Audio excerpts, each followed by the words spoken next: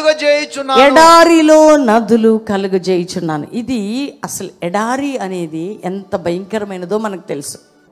అంటే నేను ఒక నూతన క్రియ చేయుచున్నాను. అది ఏంటి అంటే 19వ వచనంలో ఏమంటాడంటే, నేను ఒక నూతన క్రియ చేయుచున్నాను, ఇప్పుడే అది మొలుచును. ఏంటా నూతన క్రియ? నేను అరణ్యములో త్రోవ కలుగజేయుచున్నాను. నేను చేసే కార్యం ఏంటంటే, నూతన క్రియ అంటే అర్థం ఏంటంటే, మీరు దాన్ని ఆలోచింపరా? ఏంటా నూతన క్రియ అంటే, అరణ్యములో త్రోవ కలుగజేస్తున్నాను, ఎడారిలో నదులు పారజేయుచున్నాను. అది నేను చేసే అద్భుతమైన సూచక్రియ, నూతన క్రియ. నూతన క్రియ నేను చేయుచున్నాననే వాగ్దానం నీకు వచ్చి ఉండొచ్చు. ఈ సంవత్సరం నూతన క్రియ చేయబోతున్నాను. ఏంటా నూతన క్రియ అంటే, నువ్వు అనుకుంటున్నావు ఎటు చూసినా నీ జీవితానికి సోర్స్ లేదు, ఎడారి. అందమైన చెట్లు ఉండవు, అందమైన పువ్వులు ఉండవు, అందమైన తోట ఉండదు, ఎటు చూసినా అంత బోసిపోయినట్టు. కానీ నీ లైఫ్ అంతా అట్లాంటి స్థితిలో, ఆర్థికంగా, కుటుంబపరంగా, ఆరోగ్యపరంగా, సామాజికంగా ఏ స్థితిలో మీరున్నారో, కానీ మీకు శుభవార్త ఏంటంటే, ఆ యొక్క త్రోవని, తర్వాత నదిని ఉపుక చేయుటకు, ప్రవహింప చేయుటకు దేవుడు సిద్ధంగా ఉన్నాడు నీ పట్ల. చూడండి, అరణ్యములో నీటి ఊటిని ఉపుక చేసిన దేవుడు కదా, నా ప్రజల కోసం అంటాడండి. అక్కడ ఏమన్నాడు కింద వచనాల్లో? ఎవరి కోసమంట? నేను ఏర్పరచుకొనిన ప్రజలు త్రాగుటకు, నేను ఏర్పాటు చేసుకున్న ప్రజల కోసం నేను ఏమైనా చేస్తా. ఎక్కడ చేస్తా? అది ఊట ఉన్న దగ్గర కాదు, ఊట లేని దగ్గర, ఏ సోర్సు లేని దగ్గర నేను చేయగలను దేవుడను. ఏమీ లేని చోట నేను చేసే దేవుడను. చూడండి, ఈ ఆదికాండం 21వ అధ్యాయం 17వ వచనం ఒకసారి చూడండి. దేవుడు ఆ చిన్నవాని మొర వినెను.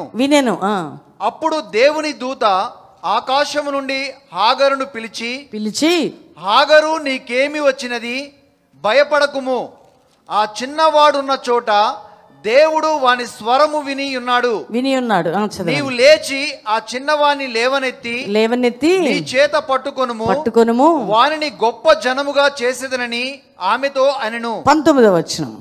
మరియు దేవుడు ఆమె కన్నులు తెరిచినందున ఆమె నీళ్ల ఊట చూచి వెళ్ళి ఆ తిత్తిని నీళ్లతో నింపి చిన్నవానికి త్రాగనిచ్చెను. చూసారా, దేవుడు ఆమె కన్నులు తెరిచినందున ఆమెకి ఏం కనపడ్డాయి? నీళ్ల ఊట. ఎండిపోయిన తన బ్రతుకులో నీళ్ల ఊట, ఇన్ని నీరుల ఊటనే ఇచ్చేసాడు ఆమె జీవితంలో. దేవుని బిడ్డ, ఆమె యొక్క తిత్తి ఎండిపోయింది. ఆ నీళ్ల బుడ్డిలో ఉన్న నీరు, నేను ఇప్పుడు హాగర్ గురించి కాదు ప్రసంగం చేసేది, అక్కడ జరుగుతున్న క్రియ గురించి చెప్తున్నా. ఆమె ఆ నీళ్ళ, ఆ యొక్క అబ్రహాము నింపించిన నీరుంది చూసారా, అది అరణ్యములోకి రాగానే అట ఆ నీళ్ళు అయిపోయాయి. ఆ నీళ్ళ తిత్తి డ్రై అయిపోయింది. కానీ అరణ్యములో దేవుడు నీటి ఊటని ఊపుక చేసి ఉన్నాడు ఈమె కోసం. ఒక గ్లాసుడు వాటర్ కాదు, ఒక చెంబుడు నీళ్లు కాదు, ఆ తిత్తి నిండా నీళ్లు కాదు, నీటి ఊటనే లేపేశాడు ఆమె కోసం దేవుడు. అసలు ఈ మాట చెప్తుంటే నాకు రేమా దేవుని వాక్కు నాతో మాట్లాడుతుంది. అంటే పరిశుద్ధాత్మ దేవుడు ఎంతమందితో మాట్లాడుతున్నాడో తెలియదు కానండి, మీరు ఎంతమంది రిసీవ్ చేసుకున్నారో నాకు తెలియదు, మాతోనైతే దేవుడు మాట్లాడుతున్నాడు. చూడండి, హాగర్ బయలుదేరినప్పుడు ఒక తిత్తి పట్టుకొని బయలుదేరింది. నీటి అబ్రహాం ఏం చేస్తాడండి, అక్కడ రాయబడి ఉంటుంది, ఆ నీళ్లు నింపిస్తాడు. ఈరోజు నీ తిత్తి అంటే నీ కుండ ఖాళీ అయితే ఊట రెడీగా ఉందని చెప్పు. నీ కుండ ఖాళీ అయితే ఏం రెడీగా ఉంది అక్కడ? ఊట. కుండ కంటే శ్రేష్టమైనది ఊట. చూడండి, అబ్రహాం ఏమి నింపించాడో చూద్దాం. చదువుతారా? చదవండి. 14వ వచనం. కాబట్టి తెల్లవారినప్పుడు అబ్రహాము లేచి ఆహారమును నీళ్ల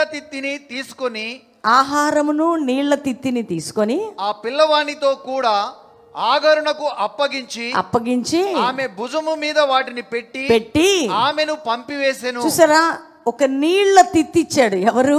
అబ్రహాం. అది కొంత దూరం అయినాక ఆ నీరు అయిపోయిందండి. దేవునికి స్తోత్రం. ఒక అబ్రహాము ఇచ్చిన నీరు ఎవరికి? హాగర్కి ఒక తిత్తి ఆ యొక్క భుజం మీద పెట్టుకొని బయలుదేరింది. కొంత దూరం అరణ్యంలోకి వెళ్ళాక అదేమైపోయింది? అయిపోయింది. కానీ మరొక తిత్తి ఇవ్వడానికి అక్కడ అబ్రహాము లేడు. అది అరణ్యం, అది నిర్మానుష్యమైన స్థలం. కానీ ఆ మొర్ర వినటానికి దేవుడు రెడీగా ఉన్నాడు. దేవుని బిడ్డ, ఒకవేళ నీ తల్లిదండ్రులు పెళ్లి చేసి ఏదో నీకు ఇచ్చి పంపారేమో, ఈరోజు ఆ తిత్తి అయిపోయిందేమో. నువ్వు సంపాదించిన సంపాదన, కష్టార్జితం, నీ బంధువులు ఇచ్చింది, స్నేహితులు, ప్రియులు ఇచ్చింది, ఆఫీస్ ఇచ్చింది, అది ఇచ్చింది, ఇది ఇచ్చింది, రేషన్, కుటుంబం, ఆర్థిక స్థితి, ఒకవేళ వ్యాపారం, ఆ తిత్తి క్లోజ్ అయితే ఊట రెడీగా ఉంది.